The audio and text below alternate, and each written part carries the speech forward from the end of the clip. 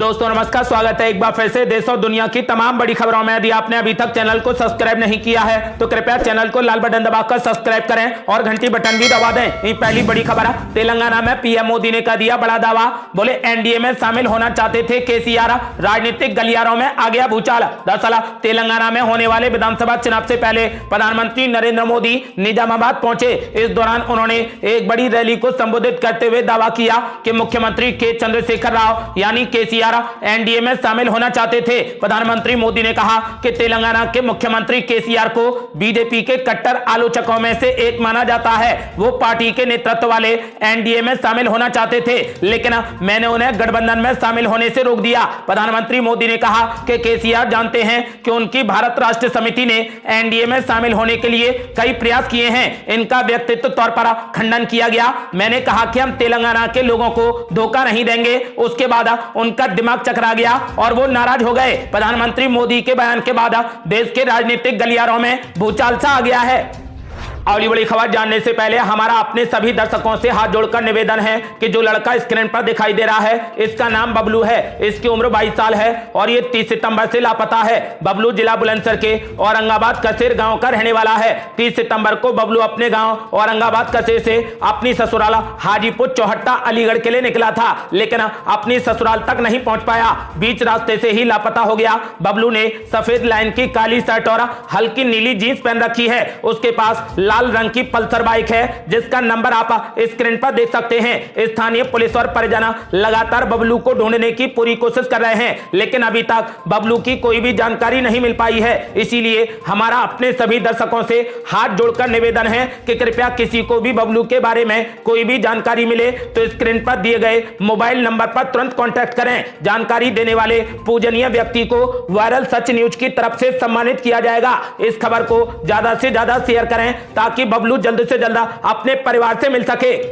अगली बड़ी खबर, पीएम नरेंद्र मोदी के बयान पर बीआरएस ने बोला जबरदस्त हमला। कहा आपके पास सीबीआई और ईडी के अलावा है ही कौन। दरअसल प्रधानमंत्री मोदी ने बड़ा खुलासा करते हुए कहा कि तेलंगाना के मुख्यमंत्री केसीआर एनडीए में शामिल होना चाहते हैं। इस बयान पर पलटवार करते हुए अब बीआरएस के कार्यकारी अध्यक्ष केटी रामाराव की प्रतिक्रिया सामने आई है। उन्होंने कहा कि क्या हमें किसी पागल कुत्ते ने काट लिया है जो हम एनडीए में शामिल होंगे। साथ ही तीखा पलटवार करते हुए केटी रामाराव ने कहा कि आज शिवसेना, जेडीयू, टीडीपी, श्रोमणी अकाली दल समेत कई पार्टियों ने भाजपा का साथ छोड़ दिया है। आपके पास अब कौन है। साथ ही मोदी सरकार पर कटाक्ष करते हुए उन्होंने कहा कि सीबीआई और ईडी तथा इनकम टैक्स के अलावा आपके पास है ही कौन। साथ ही केटी रामाराव ने यह स्पष्ट कर दिया है कि बीआरएस भाजपा के साथ में चुनावी गठबंधन नहीं करेगी।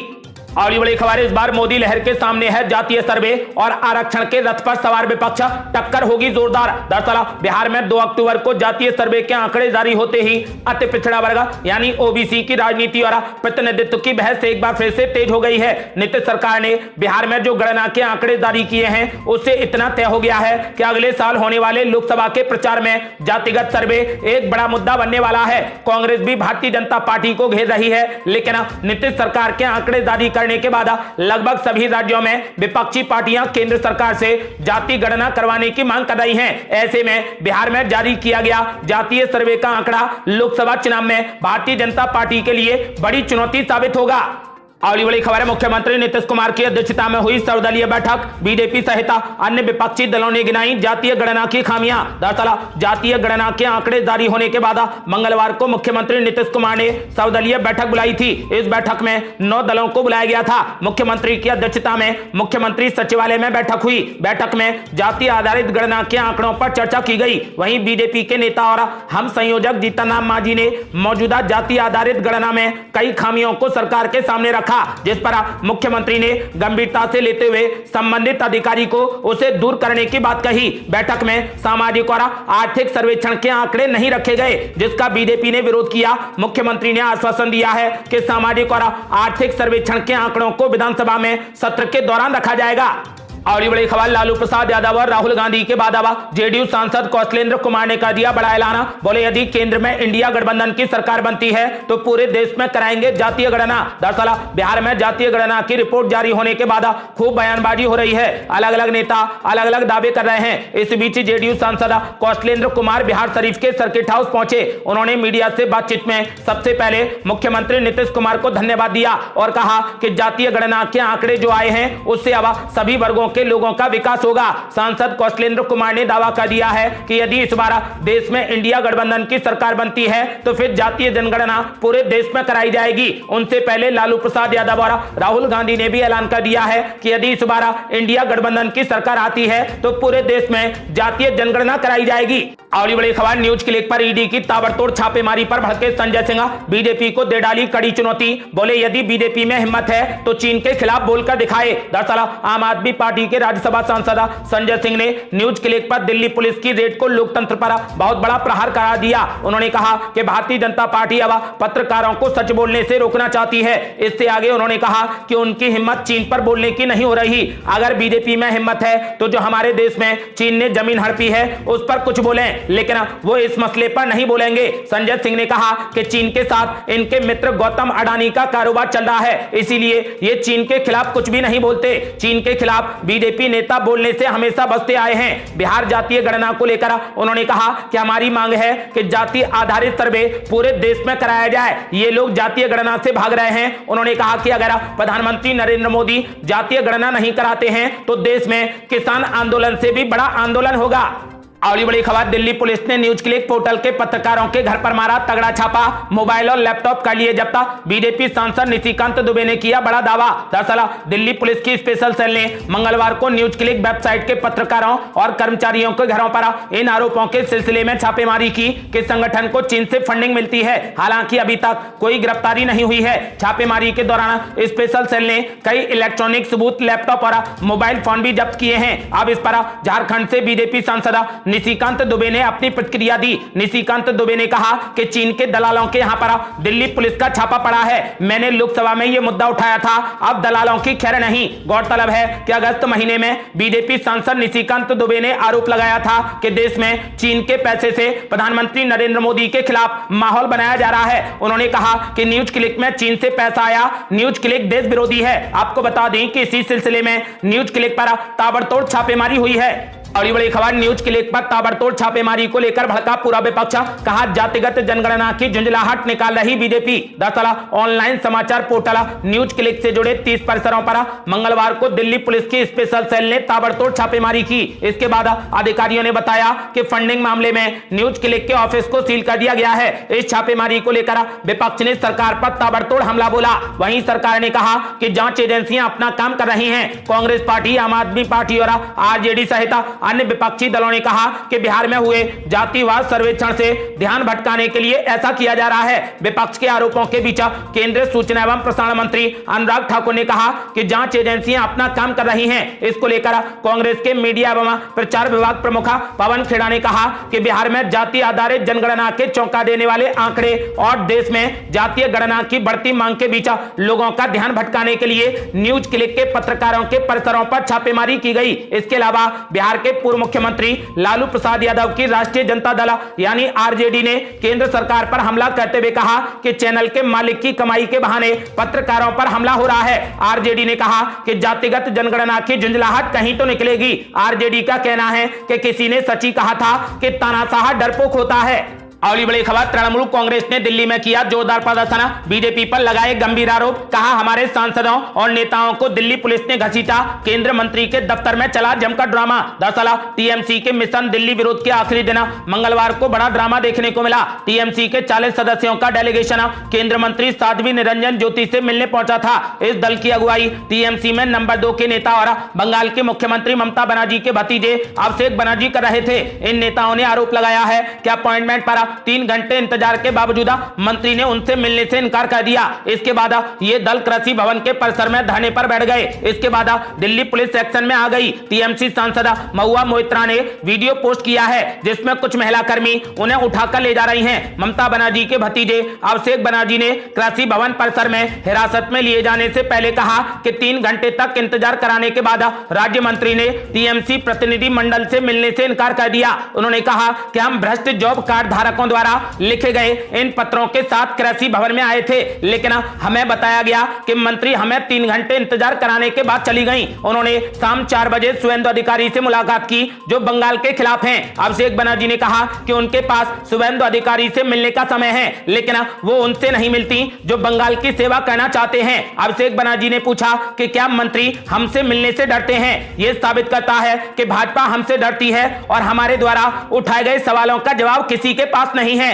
ये बेहद शर्मनाक है। और बड़ी खबर, जातिगत जनगणना पर पहली बार बोले पीएम मोदी, हिंदू और मुसलमान वाला उठा दिया सवाल। दरअसल बिहार में जातिगत जनगणना और इसके नतीजों के बाद सबसे बड़े जाति समूह ओबीसी और ईबीसी को लेकर राजनीति के बीच प्रधानमंत्री मोदी ने कहा कि सबसे बड़ी आबादी गरीबों की है। प्रधानमंत्री मोदी ने पूर्व प्रधानमंत्री मनमोहन सिंह की बात को याद दिलाते हुए यह भी पूछा कि क्या कांग्रेस पार्टी अब मुसलमानों का हक कम करना चाहती है, और यदि आबादी से हक तय होगा तो क्या हिंदू आगे बढ़कर अब अपने सारे हक ले लेंगे। बिहार में जातिगत जनगणना जारी होने के एक दिन बाद प्रधानमंत्री मोदी ने यह प्रतिक्रिया दी। हालांकि उन्होंने बिहार का नाम नहीं लिया, बल्कि कांग्रेस के बहाने यह बात कही। कांग्रेस नेता राहुल गांधी भी पिछले कुछ दिनों से जातिगत जनगणना की मांग बड़े जोर शोर से उठा रहे हैं। प्रधानमंत्री मोदी ने कहा कि कल से कांग्रेस पार्टी ने एक अलग ही राग अलापना शुरू कर दिया है। कांग्रेस के नेता कहते हैं कि जितनी आबादी उतना हक। मैं कहता हूं इस देश में सबसे बड़े कोई आबादी है तो वो गरीब है, इसीलिए मेरे लिए गरीब सबसे बड़ी आबादी है और गरीब का कल्याण ही मेरा मकसद है।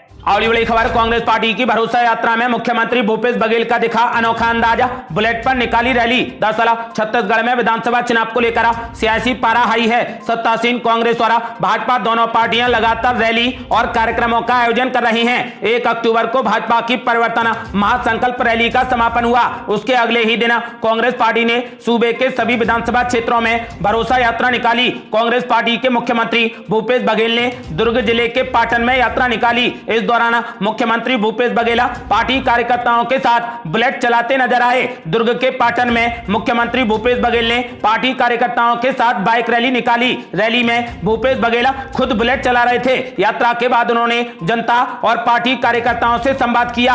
कांग्रेस की भरोसा यात्रा के बारे में उन्होंने कहा कि सूबे में कांग्रेस की सरकार बनने के बाद कई योजनाएं लॉन्च की गई हैं। लोगों के हित में काम किया जा रहा है। 2003 से 2018 तक भाजपा के शासन के दौरान लोगों का शोषण किया गया। उन्होंने कहा कि भरोसा यात्रा का मकसद लोगों को राज्य सरकार की योजनाओं के बारे में बताना है। इस बीच उन्होंने एक बार फिर से कांग्रेस की सरकार बनाने के लिए लोगों से वोट करने की अपील की।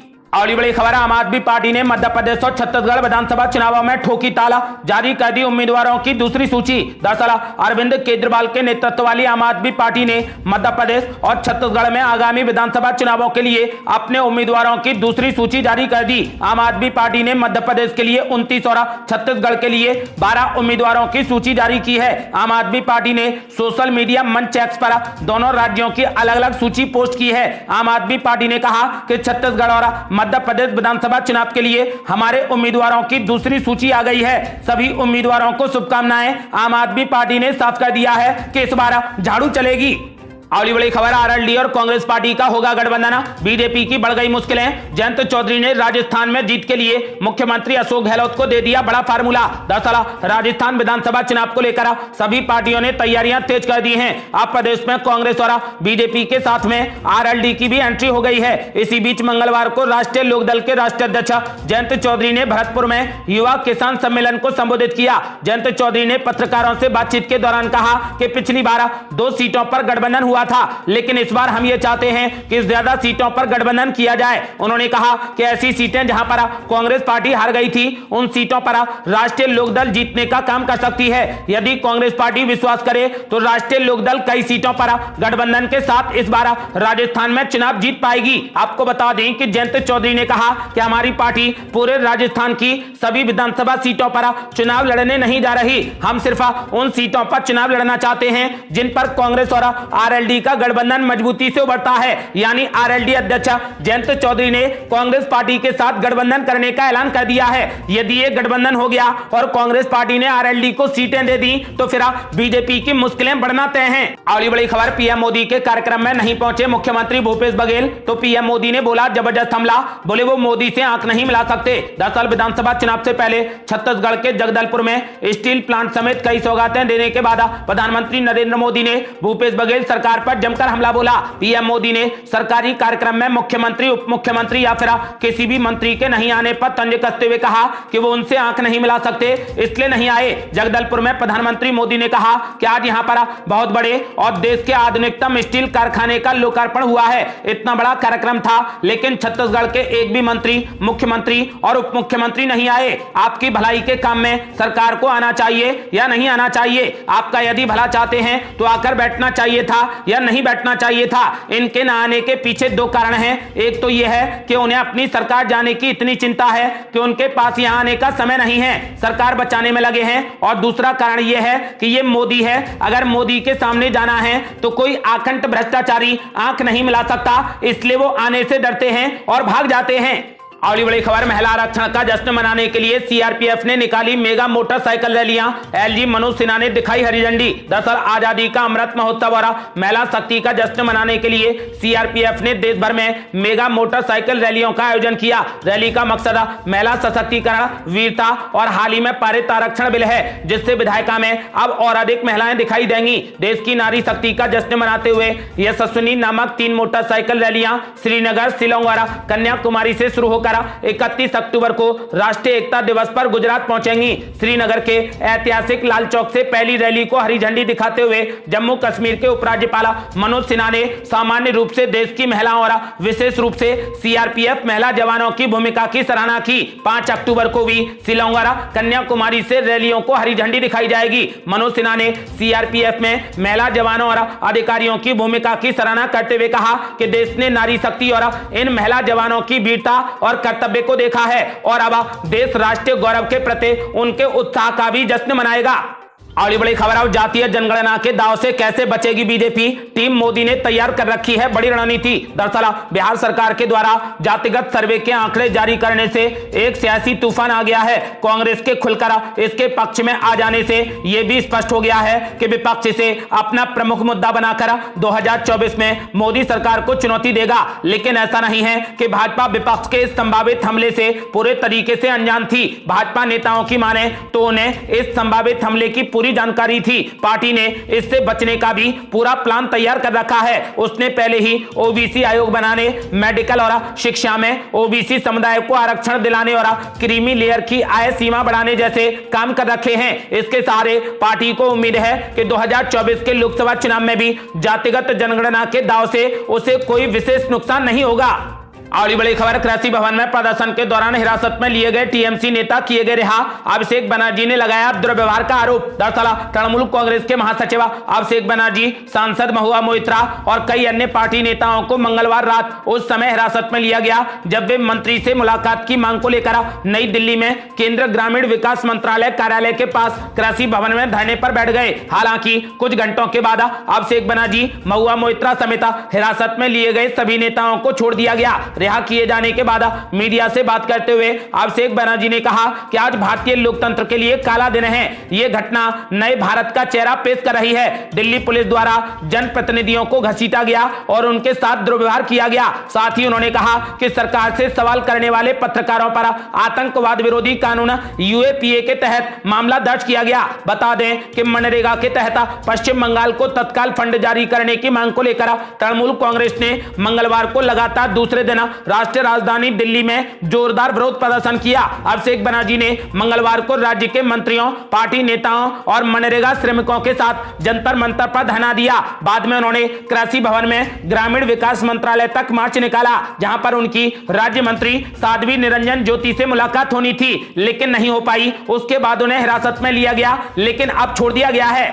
अगली बड़ी खबर, अब यूपी के वाहन मालिकों को बड़ी राहत देने की तैयारी, अधिकारी नहीं करेंगे परेशान, मशीन करेगी काम। दरअसल यूपी के वाहन मालिकों को बड़ी राहत मिलने वाली है। वाहन मालिकों को अधिकारियों का ना तो चक्कर लगाना होगा और ना ही अधिकारी ज्यादा परेशान कर सकेंगे। यात्री वाहन और भारी वाहनों की फिटनेस की जांच आरटीओ कार्यालय के आरआई नहीं बल्कि अब मशीन करेगी। आपको बता दें कि इससे आंखों देखी फिटनेस में बढ़ती जा रही लापरवाही नहीं होगी और हादसे भी रुकेंगे। इसके लिए सड़क परिवहन और राजमार्ग मंत्रालय ने 1 अक्टूबर 2024 से यात्री और भारी वाहनों के fitness test automatic fitness station पर कराना अनिवार्य कर दिया है। ये थी अब तक की बेहद बड़ी खबरें। रोजाना की ताजा खबरों को जानने और हमसे जुड़ने के लिए चैनल को लाल बटन दबाकर सब्सक्राइब करें और घंटी बटन भी दबा दें। जल्दी मिलते हैं बड़ी अपडेट के साथ, तब तक के लिए जय हिंद, जय भारत।